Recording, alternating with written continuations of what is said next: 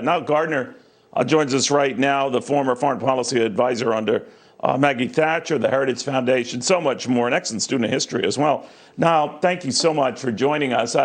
I do wonder, when you plan for a funeral, private, small, or otherwise, there are other elements to consider. We'd be remiss if we didn't mention, of course, Prince Harry, Meghan Markle interview with Oprah Winfrey, and we were told that at the time Prince Philip was aghast at that exchange, and now there's the added element, anxiety, drama around who goes, whether they go to the funeral, how fraught this could be for the family. What are you hearing?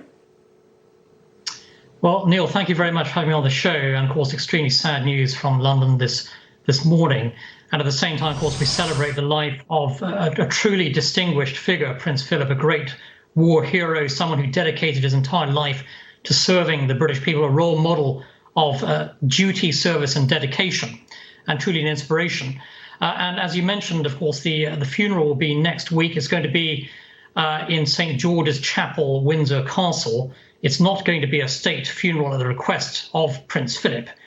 And there is a big question with regard to, whether, for example, Meghan Markle will be travelling over. Certainly, of course, I think Prince Harry will be there. Remains to be seen, I think, if Meghan also travels across the Atlantic, considering the huge fallout from her disastrous interview a few weeks ago with Oprah Winfrey, which was a direct attack, of course, on the royal family, and which caused great unhappiness, not only among the royals, but also among the British people and the British public. Were overwhelmingly against Meghan's, attacks on the royalty, which came, of course, just a few weeks before the passing today of Prince Philip at the age of 99. So certainly a lot of controversy in the background here, but certainly I'd expect that Prince Harry will be in London next week for the funeral. How are Brits reacting to all of this? He really was a beloved figure in the greater royal family, certainly a loyal spouse, loyal to British traditions, which might explain, his reaction that we're told not favorable to that interview with Prince Harry and Meghan Markle. But having said all of that, how are they, average Brits, responding to this passing of the torch? Well, Prince Philip was hugely popular with the British public. He was a very outspoken figure at times, and the British public really took to him. They admired him, they liked him.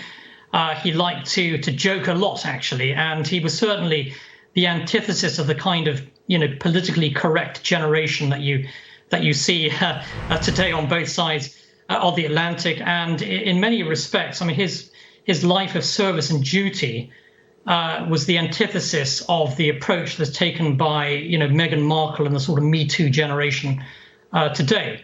And the fact is, the British public greatly loved Prince Philip. They admire him, and I think there'll be a real sense of tremendous loss today among the British people with regard to the passing of a greatly beloved figure. And he really embodied the British warrior spirit. He was a warrior prince, a hero of World War II, where he was second in command actually of a Royal Navy ship, fought in numerous battles, and he represented that wartime generation that sacrificed and gave so much to keep the free world free. And Prince Philip really embodied, I think, in every respect, the greatness of the wartime heroes who fought against Nazi tyranny and also, of course, against the tyranny of Imperial Japan as well.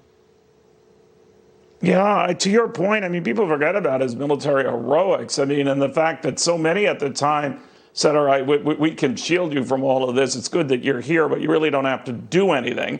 And he famously went after, he said, well, I'm here now, and that is not an option. So people forget about that part of his service and how gallant he was and in harm's way that he encountered at least 3 times, one almost death-defying. So people forget that part of him, don't they? Absolutely, an extremely brave and gallant individual, and also someone who was at the side of the Queen for 73 years following their wedding in Westminster Abbey in 1947.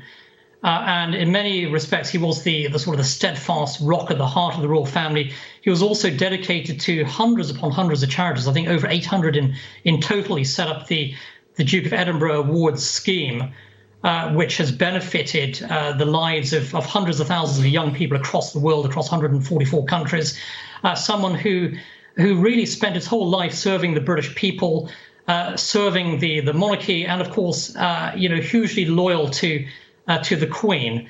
And so today is an immensely sad day, especially for Her Majesty Queen Elizabeth II. And we all remember Prince Philip as someone who was a shining light of patriotism, of service, and really with a heart of gold as well, an extremely kind man who really lived his life for the British people.